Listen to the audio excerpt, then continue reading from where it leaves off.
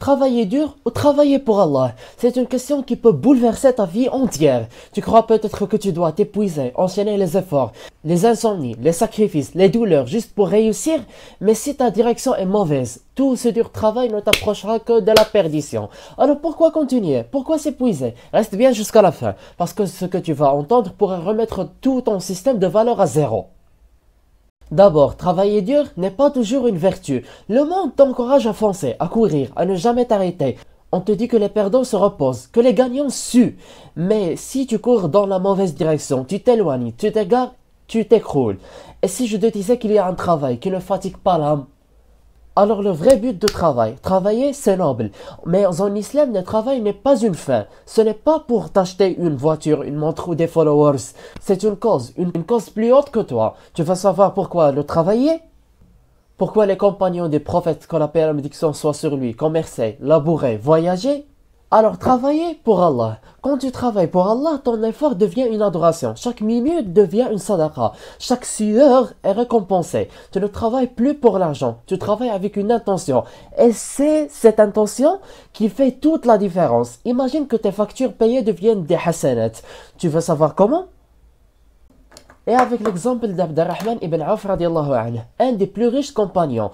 Il aurait pu tout garder, il aurait pu vivre comme un roi, mais il a travaillé pour Allah, il a financé des armées, il a nourri des certaines, et pourtant il dormait peu, il mangeait peu, car son corps était ailleurs. Tu veux connaître le secret de ceux qui ont fait fortune sans perdre leur âme? Donc les signes que tu travailles pour autre que lui. Quand tu travailles pour toi-même, tu stresses, tu t'énerves, tu pleures si les résultats ne sont pas là. Mais quand tu travailles pour Allah, même l'échec apparent est un succès spirituel. Tu veux savoir si ton travail actuel te rapproche ou t'éloigne de ton créateur? Alors le piège moderne, idolâtrie du hustle. Aujourd'hui, on glorifie le travail acharné. Les gens ne dorment plus. Ils s'affichent en train de grind, de burn-out. Mais c'est une autre forme d'esclavage. Tu ne travailles plus pour vivre, tu vis pour travailler. Et si tu es devenu l'esclave de ton métier sans le savoir? On propose l'intention, le corps du travail musulman. Tu peux faire exactement la même tâche, mais avec deux intentions différentes. L'une te donne zéro récompense, l'autre te donne des montagnes de hasanat. Tu veux découvrir l'intention cachée qui transforme ton travail en adoration?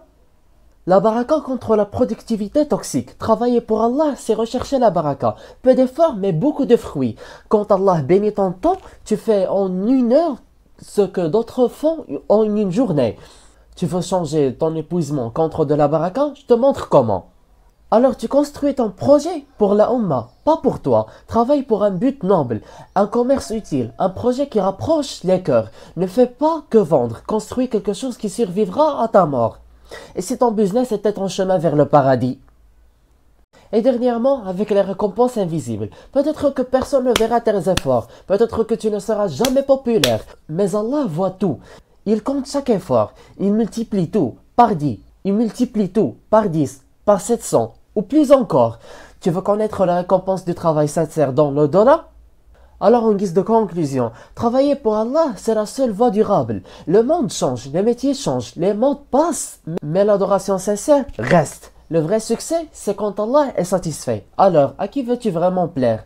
Travaille avec ton cœur, travaille avec ton intention, travaille pour Allah. Abonne-toi si tu veux plus de vidéos qui parlent au cœur. Dis-moi en commentaire pour qui travailles-tu, au fond de toi-même.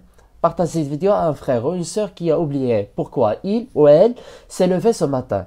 Et je m'interroge, comment tu intéresses à ce contenu sans que tu watches les vidéos précédentes dont on parle de la finance islamique? Watch-les, c'est un héritage cognitif à l'humanité. À très bientôt.